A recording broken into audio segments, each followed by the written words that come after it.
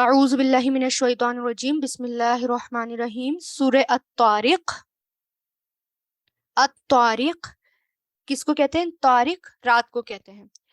یہ بھی مکی صورت ہے۔ حضرت خالد ادوانی کہتے ہیں کہ میں نے آپ صلی اللہ علیہ وسلم کو بازار ثقیف میں کمان یا لاٹھی کے سہارے کھڑے ہوئے دیکھا۔ آپ میرے پاس کچھ مدد حاصل کرنے آئے تھے۔ میں نے وہاں آپ سے یہ سورہ الطارق سنی، میں نے اسے یاد کر لیا، حالانکہ میں بھی مسلمان نہیں ہوا تھا۔ پھر مجھے اللہ نے اسلام سے نوازا اور اسلام کی حالت میں بھی میں نے اس کو پڑھا۔ مسند احمد میں آتا ہے۔ حضرت معاذ نے ایک مرتبہ عشاء کی نماز میں سورہ بقرہ اور سورہ نساء پڑھی اور آپ صلی اللہ علیہ وسلم کو اس کی انفارمیشن ملی، اطلاع ملی، تو آپ نے فرمایا کیا تو لوگوں کو فتنے میں ڈالتا ہے؟ اے معاذ، تمہارے لیے یہی کافی تھا کہ تم والسماء والطارق اور والشمس جیسی سورت پڑھ لیتے۔ حضرت معاذ کا طریقہ یہ تھا کہ پہلے آپ کے ساتھ اپنی نماز پڑھتے، پھر اپنے قبیلے والوں کے پاس جاتے۔ وہ لوگ دن میں کھیتوں میں کام کرتے تھے، یعنی بہت تھکے ہارے لوگ ہوتے تھے، کھیتوں میں کام کرتے اور رات کو تھک چکے ہوتے، پھر لیٹ نائٹ ان کو نماز شروع کراتے اور لمبی لمبی صورتیں پڑھاتے۔ جب آپ کو یہ پتا چلا تو آپ کو سخت ناراضگی ہوئی اور آپ نے منع کیا، کیونکہ دیکھیں نا، دن میں تھکا ہارا انسان اتنی بڑی بڑی صورتیں نماز میں کیسے پڑھ سکتا ہے؟ بہت مشکل ہے نا۔ تو اللہ تعالیٰ نے کہا ہے دین آسان ہے اور اس کو آسانی کے ساتھ لو، اس میں جو ہے مشکل مت ڈالو۔ تو والسمائی قسم ہے آسمان کی، والطارق اور رات کو آنے والے کی، یعنی اس میں بھی کس کی بات کی گئی؟ اس میں بھی قسم کھائی گئی۔ آسمان، اچھا یہ سورت بھی کیا ہے؟ یہ سورت بھی مکی ہے اور یہ اس زمانے میں نازل ہوئی جب کفار مکہ قرآن مجید اور آپ صلی اللہ علیہ وسلم کی دعوت کو نقصان پہنچانے اور اسے ختم کرنے کے لیے ہر طرح کی چالیں چل رہے ہیں، ٹھیک ہے؟ اس وقت کی ہے، تو اس کو بیک گراؤنڈ کو اپنے ذہن میں رکھتے ہوئے ذرا اس کو دیکھیے گا۔ قسم آسمان کی اور رات کو آنے والے کی، وما ادراکا اور کیا بتائیں آپ کو، ماں کیا ہے، الطارق رات کو آنے والا، یعنی رات کو آنے والا کیا ہے، کس کی قسم کھائی گئی ہے؟ نجم ستارہ، ثاقب چمکتا ہوا۔ کون سا ستارہ؟ ثاقب، ثقوب سے یعنی ستارے کی قسم کھائی گئی ہے جو کہ چمکتا ہے اور رات کو نظر آتا ہے۔ اور دیکھیں شہاب ثاقب بھی ہم پڑھ چکے ہیں، جس میں چمک اور شعلہ دونوں چیزیں ہوتی ہیں۔ ثاقب سوراخ کرنے کے لیے بھی آتا ہے، ثقب سے ستارے بھی اندھیرے میں ایک طرح سے سوراخ کر رہے ہوتے ہیں، ایسا نظر آ رہا ہے جیسے آر پار ہو رہا ہو، روشنی آر پار ہو رہی ہو۔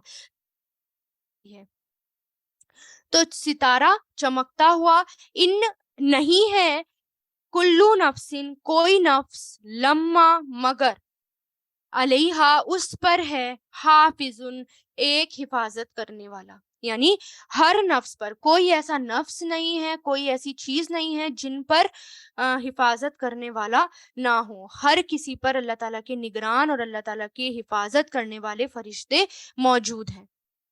انسان کی حفاظت کے لیے بھی کئی فرشتے ہوتے ہیں، جیسے حدیثوں میں آتا ہے، روایتوں میں آتا ہے، آنکھ کے لیے صرف 7 فرشتے ہوتے ہیں، اور انسان کے اعمال کی بھی حفاظت ہوتی رہتی ہے۔ وہ ایک طرح سے ہمیں اپنے آپ کو پروٹیکٹ، یعنی ایک طرح سے ایسے محسوس کرتے ہیں کہ ہاں کوئی بلا کوئی آفت آئے گی نہیں۔ اور آپ دیکھیں کہ دنیا میں اور اتنی آفتیں ہیں، اتنی مصیبت اور اتنی بلائیں ہیں کہ اگر اللہ تعالیٰ ہمارے ساتھ محافظ فرشتے مقرر نہ کرے تو انسان جو ہے وہ بچ نہیں سکتا بلاؤں سے، مصیبتوں سے اور آفت سے، اور وہ فرشتے ان کو بچاتے ہیں سوائے اس بلا کے جو اس کو ملنی ہوتی ہے، جو اس کی تقدیر میں ہوتی ہے، جو اللہ تعالیٰ کہہ دیتے ہیں کہ یہ مصیبت آئے تو وہ آتی ہے، باقی ہر مصیبت سے ان کو بچاتے رہتے ہیں۔ سبحان اللہ۔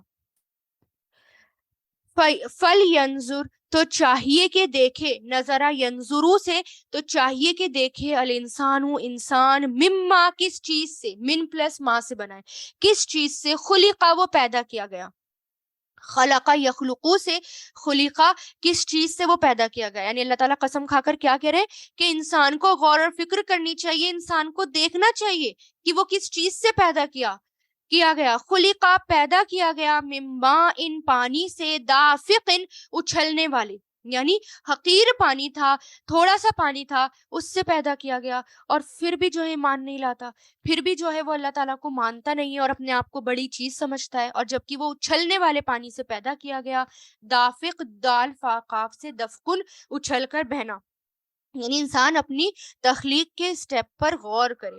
یخرجو جو نکلتا ہے، خراجہ یخرجو سے، من بینی درمیان سے، سلبی پیٹ کے، والترائب اور سینے کی ہڈی سے۔ سلبی سلب یعنی پیٹ کی ہڈی، ریڑھ کی ہڈی کا گودا، اور ترائب کہتے ہیں تریبتن کی جمع، یعنی سینے کی ہڈیاں یا پسلیاں، سینے کا وہ حصہ جو جس میں ہم نیکلیس یا ہار وغیرہ پہنتے ہیں، وَالتَّرَائِب اور سینے کی ہڈی سے، یعنی جو نکلتا ہے درمیان سے پیٹ اور سینے کی ہڈی سے۔ سبحان اللہ، اللہ تعالیٰ نے یہ بھی بتا دیا کیسے پانی سے وہ پیدا کیا گیا اور کہاں سے وہ نکلتا ہے، بیک بون اور رب کے بیچ میں سے۔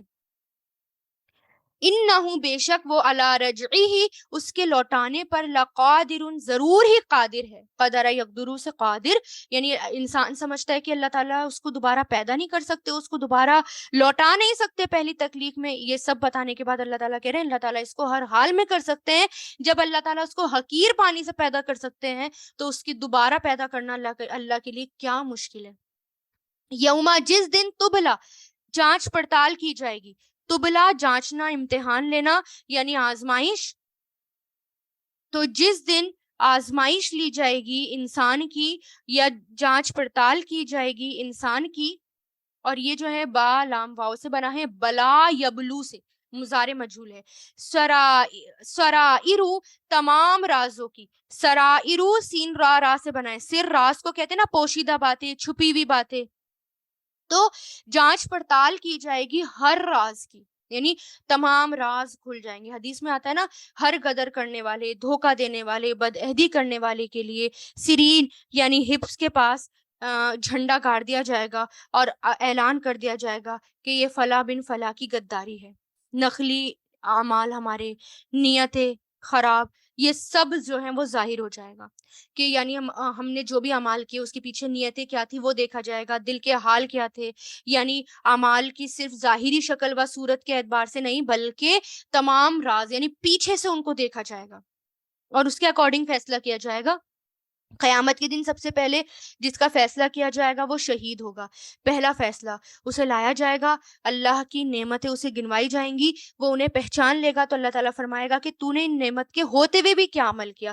وہ کہے گا میں نے تیرے راستے میں جہاد کیا یہاں تک کہ شہید ہو گیا۔